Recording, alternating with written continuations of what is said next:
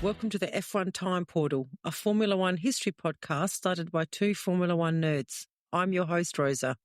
And I'm your Video Killed the Radio Star host, Luigi. And today we're taking you back to the 1979 season. Part 8. Let's go.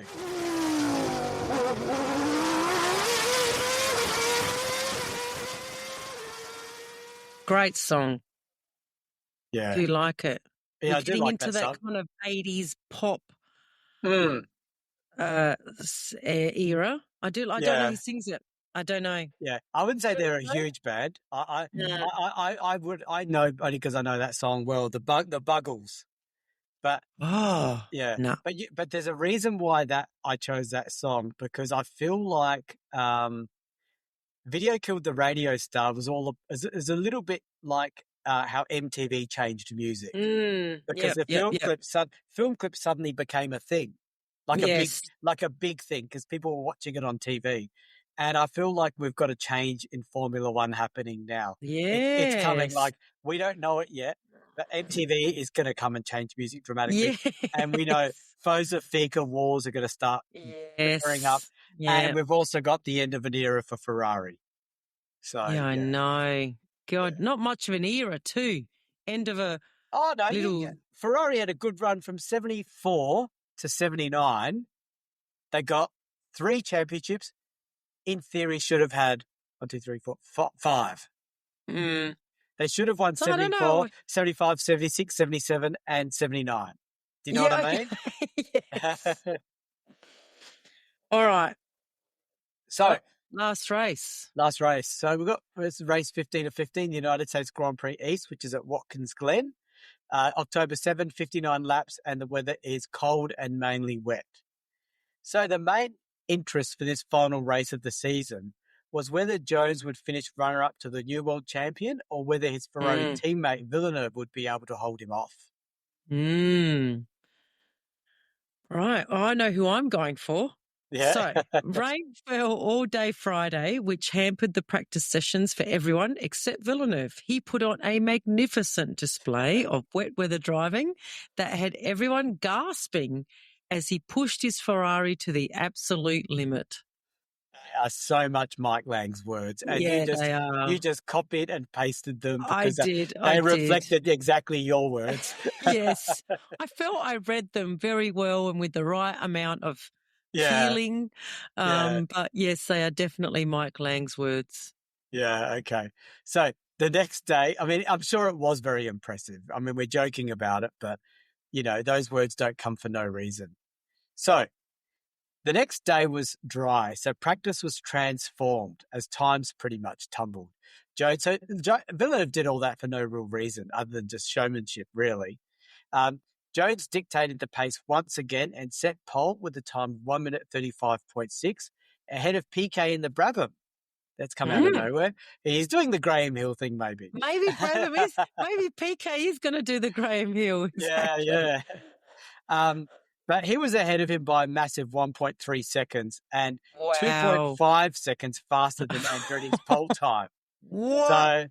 So things have really turned on.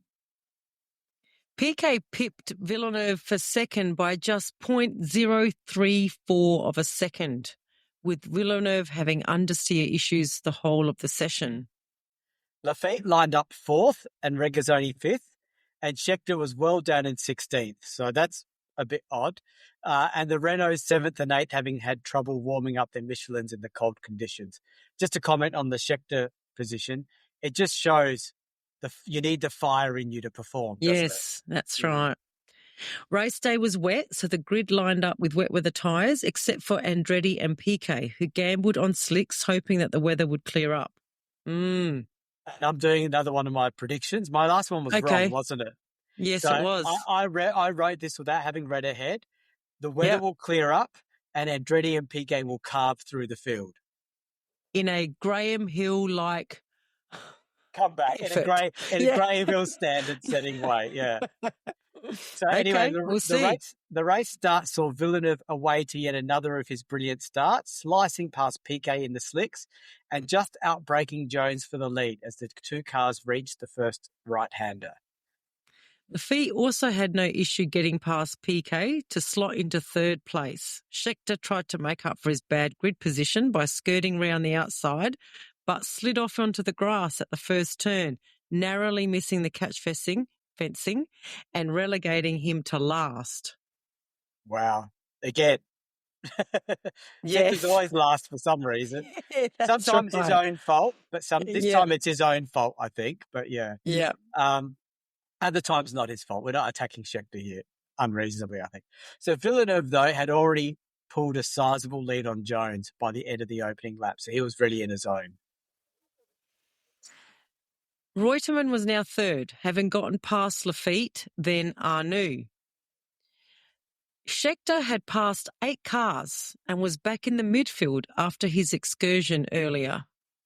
Wow, so Yes. he's really good at coming back, isn't he? He's good at a comeback, yes. Yeah, okay. So X, who had announced his intentions to retire at the end of this season, spun off into the catch fencing, and Reutemann, whose fire extinguisher batteries came loose in the cockpit and caused some distraction on his part, also retired from the race as he took a trip into the catch fencing. So, I'm going to miss these excuses. Fire extinguisher batteries coming loose in the cockpit. Yeah, come on. This is just different. Some sort of like fiction. Yeah. So we have Regazzoni third, Scheckter fourth after another amazing recovery drive, this time in the wet. Jabouillet fifth and Arnoux sixth. So after 4 laps, by which time Villeneuve had built a cushion of 4 seconds over Jones, that's a second a lap, the rain started to ease off and the gap stabilised. However, on lap 10, the rain returned with a vengeance and Villeneuve started to pull away from Jones, again due to his superior wet weather Michelin tyres, it seemed, and in no part to his driving skills, I would say, and so would Mike Lang if he had his time again. Yeah, I would agree. Some great drivers are better in the wet, not all. And Jules was a great driver, though. So meanwhile, Andretti and Piquet, my picks, had stopped to change out of their slicks into wets. So that's the end of that.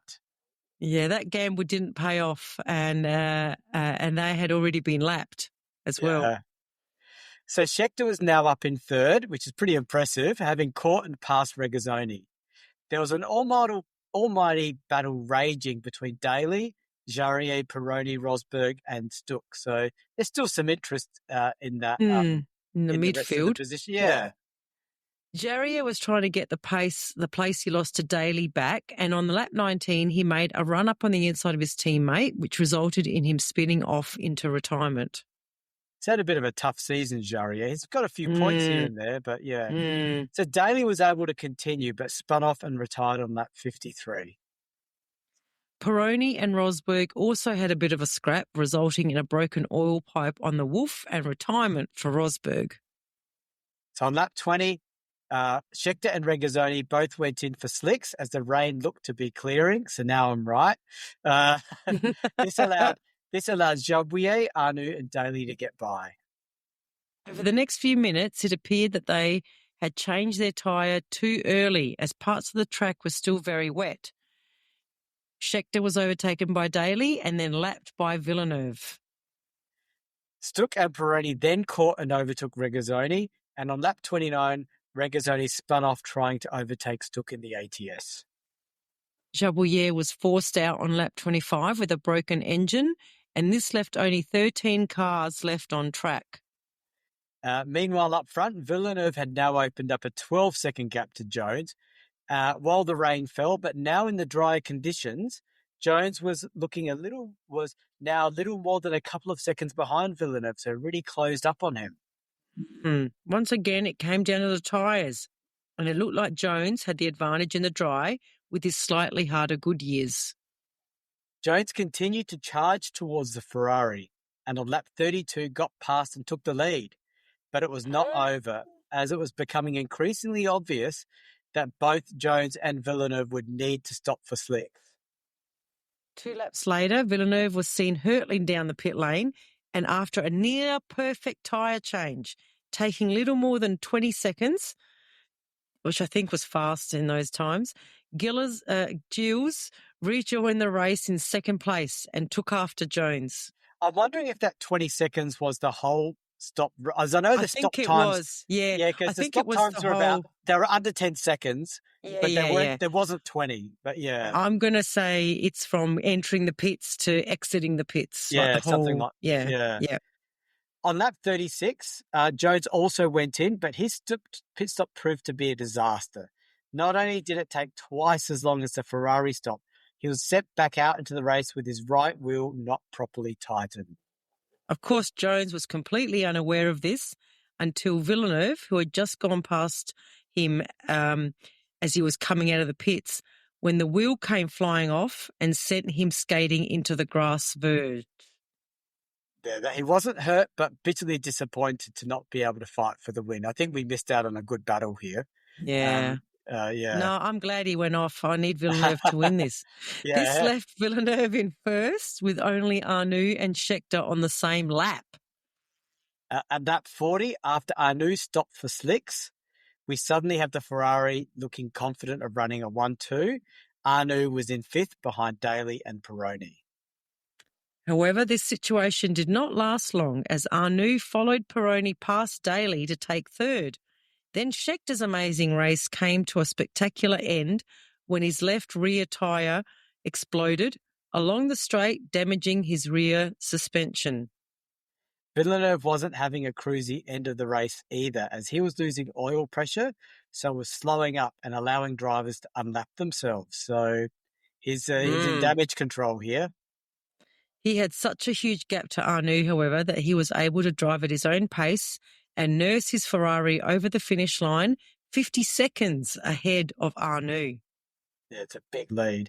And Peroni finished a secure third, but in fourth and securing his first ever World Championship points was De Angelis in the shadow that could have been a Ferrari driver, who put in a super effort to overtake Stuck and benefited from Daly spinning off on lap 53.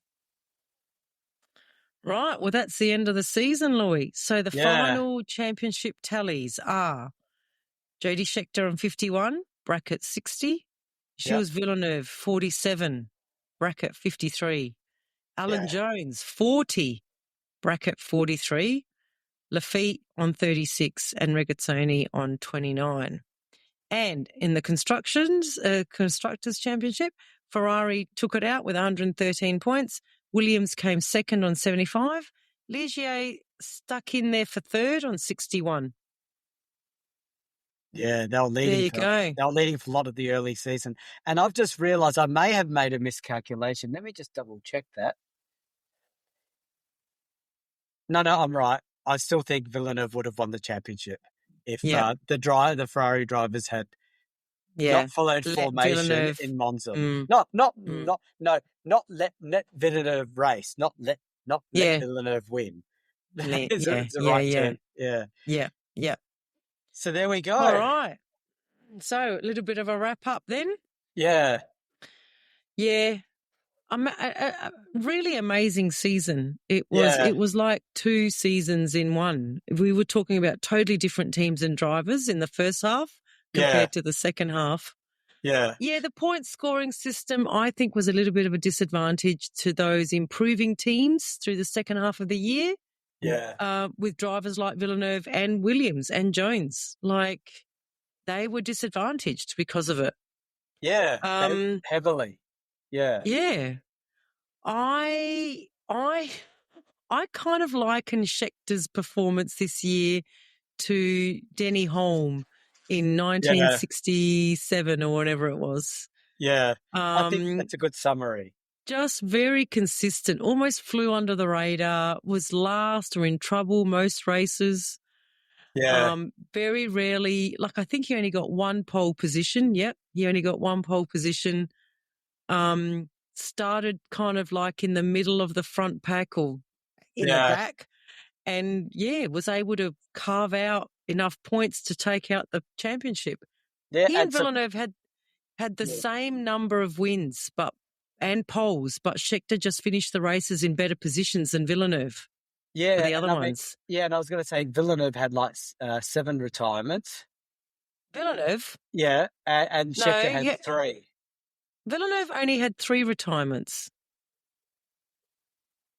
Okay, 7 non-point finishes. Yes. Okay. Okay, That's, yep. Yep. Whereas Scheckter had just 3. So Scheckter did drop Yep. quite a few points, but Yep.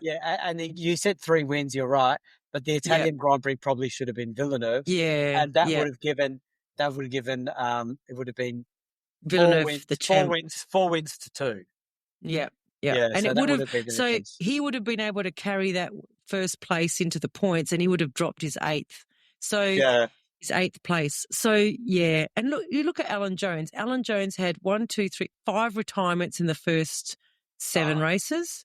Yeah, And then in the second 8 races, he had 4 wins of the last 8 races. So it just, If was not. If Williams had started that season with their new car earlier, if it was ready, Yeah. it would have made a world of difference, because you've got to see that at the first part of the season, Scheckter was 30, Villeneuve was 20, Lafitte was 24, Jones was 4. Yeah, So that's right. he was starting He was 26 starting points way back. behind. Yeah. Yeah. So So Villeneuve had 1 more retirement also, so that doesn't help. But he had way more faster slaps. He had 6 faster slaps. yeah, and he was faster most of the season, I Yeah, would he say. was. He was faster. I wonder what happens in the redo here, Luigi. I'm pretty confident Villeneuve's going to win it. I think I'm pretty confident, because I recall, even like, I remember doing my Italian Grand Prix redo, and Schechter's not winning it. He's not winning that race in my books. So but some other call outs I was going to say that are just interesting was, even though Jabrier won that race with Renault, he only had 9 points for the whole season. That was it. Wow. That was it. That was it for the whole season. He got that 1 win, nothing else. So Arnaud actually scored more points than him. He got 17 points, because he had like 2 seconds, a third, and a sixth sort of thing. So that would have been number 1 in that team. I reckon Jabrier would have been number 1. Yeah. Remember they told him to wave him through and stuff? Or Jabrier was the team leader, and he got the win. And when he got the win, Arnaud hadn't got his 2 second places. So at that point, at the point where Jabrier got the win, Renault had 0 points. So that's why Jabrier was the number 1. So he won that race, and that was it. But the Lotuses, funnily enough, what are we talking about here? Reutemann outscored Andretti. Andretti was nowhere. He got 14 points, and Reutemann was 20. So Andretti was like 10th or 11th or so. I don't know counting, but that was a bit of a surprise too, to see the champion team just slide down so badly, But Brabham even worse. Yep. So, other than that, it was sad to see both Lauda and Hunt call it time on their careers. Yeah, and in a very uninspiring way, just walking out. So I'm done. I'm done. Yeah. And just a final one for you, Louis. How many points do you think Fittipaldi scored this season? Oh, I just looked. Sorry. Do you want me to say 1? Yeah, go on. 1. He got 1. 1 point. And he was sitting in third at Brazil, wasn't he? Poor guy. 1 point, 7 retirements. God. Yeah. His brother's got a lot to answer for. Yeah, but you can see this. Like, if you were to say who would you pick for 1980? Yeah. You'd have to say it's going to be a battle between Ferrari and Williams, because that's what it looked like you'd the say second half. Villeneuve and Jones. Although, it looks like a Villeneuve and Jones. Yeah, it does. Yeah, Villeneuve, Jones, or maybe Arnoux is in there. He was sort of coming good at the end, and you can't. Yeah, the Renault was doing much better, but you'd say Villeneuve, Jones will fight it out for the 80. Yeah. And would you say? And what would you say if, like, comparing this championship to, say, the home one? You referred to home. Yes, I did refer to home. Which one's more deserving, Schechter's or home? Interesting. Yeah, I'm going to give it to. I'm going to give it to home, I think. Yeah, and I'm giving it to Scheckter. Hey, I'm the Ferrari fan, and you're giving it to Scheckter. But it's close. It's a close one, though. It is close. Yeah. Yeah. I think just because I think Holm actually finished more races in the second, like, I don't know. Actually, I don't know. I'm going to have to take that on You'd have board. to look. Maybe in our 70s wrap up, Luigi, we Yes, might yeah, need to compare the two consistent championships of the 60s and 70s and yeah. see who takes out the most boring championship. Or the most unexpected, but not in a Yeah. good way. You Not in a know, good not in way. a I comeback way, know. but in a just steady, No. reliable, keep turning up Yeah. way. Yeah, yeah. And look, And we haven't recorded the decades. We haven't scheduled to do a decades one lately, but no, we we haven't. We need haven't. to because We need to. I want to make sure you don't overdo Villeneuve because you know Oh, what I come mean. on. No, I'm not the one that you overdid. I think one of them in one. I think you overdid Jackie Stewart in the 60s. You put him up there before Holm. It was like he wasn't even part of the 60s. Anyway, Yeah, we'll get there. Okay. we'll Yeah. get there. But yeah, 1980. We start 80s. We start the 80s, Luigi. Yeah, the It's debut of exciting. Prost. We see the Yeah, debut of oh, Prost, and God. and I mean, we don't want to give too much away, but we already know everyone watching this podcast. We know 99.9% know the future, and Yes. this is the last Ferrari world champion I for know. a really, really For a long time. very long time. Yeah, God, until like the mid 90s, isn't it? no, Late it's 90s. no No, not worse. even. It's Worse than 2000, that. It's 2000, 2000s. and the reason We why, go and through 20 years of no Ferrari champions. yeah, and I mean, and no driver champion. And I was going to say that the reason why that sort of burnt into my brain is because I started watching the mid-80s like yourself. And all the way through that, they'd talk about the last Ferrari champion was Scheckter in 79. And they kept Right. talking about that right up to 2000. Wow. So that's a long Wow. time of making sure I knew Scheckter was the last Ferrari world champion. Haven't we got like a similar narrative playing out now in our real life timeline with Raikkonen, Kimi being the last Ferrari champion? Yeah, and he only just got that one too. And he only just got it because of some other ridiculous thing that happened between another two teams. Yeah, yeah. But that was nearly 20 years ago though. Yeah, we're getting to 20-year anniversary next year.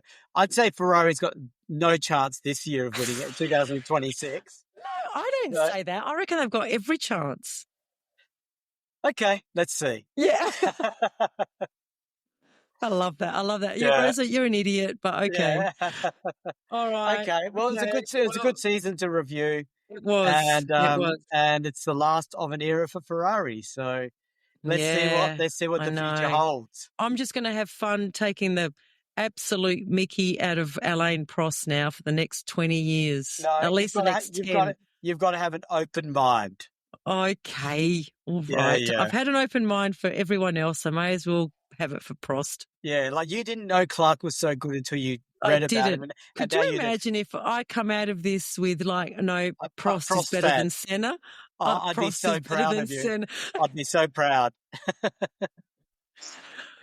Okay, we'll get there. We'll get there. All right. See you, everyone. Okay, bye. Bye.